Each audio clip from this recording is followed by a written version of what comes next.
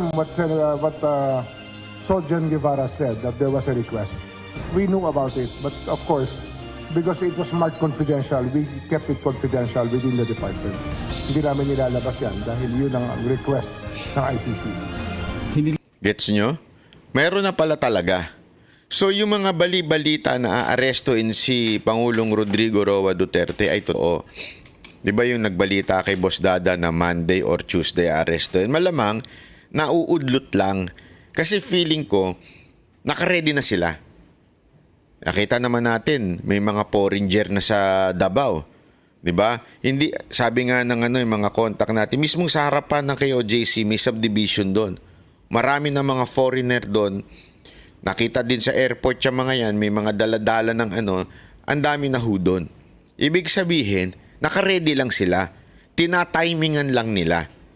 So every time na merong lumalabas na ingay na aarestuin si Pangulong Duterte, medyo pumepreno sila. Sandali, nakapag-ready sila. Lumabas yung balita. So malamang ganun na nangyari kung bakit hindi natuloy yung mga attempted supposedly na aarestuhin. Di ba ho? So eto na, inamin na mismo. Inamin na ni Secretary Remulla na matagal na silang kinakausap ng ICC. So isang kasinungalingan pala paulit-ulit yung sinasabi ni Marcos.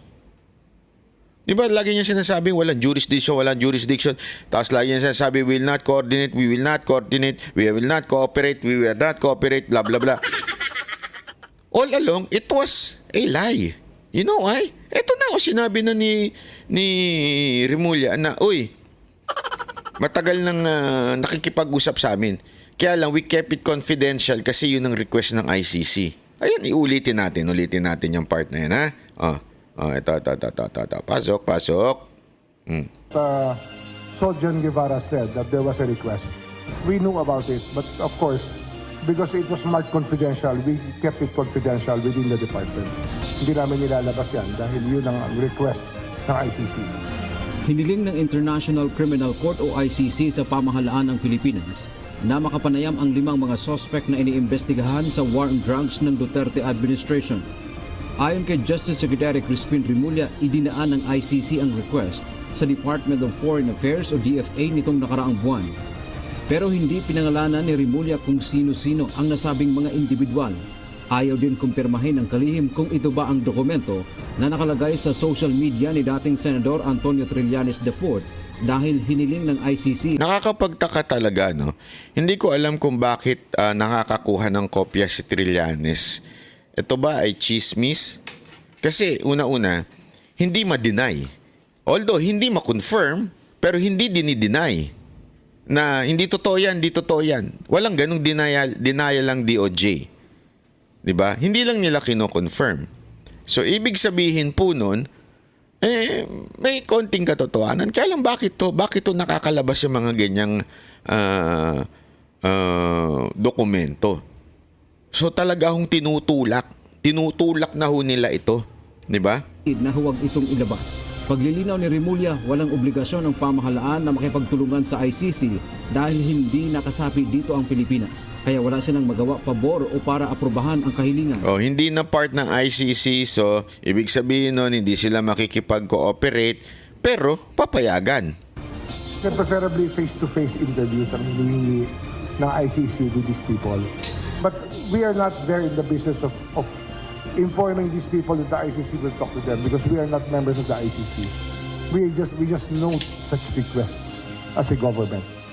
Pagdating naman sa issue ng arrest warrant na maaaring i-issue ng ICC sa mga suspect ng war on drug case, nilinaw din ni Secretary Remulla na ibang usapin na kapag idinaan ng ICC sa Interpol na siyang papasok dito sa bansa.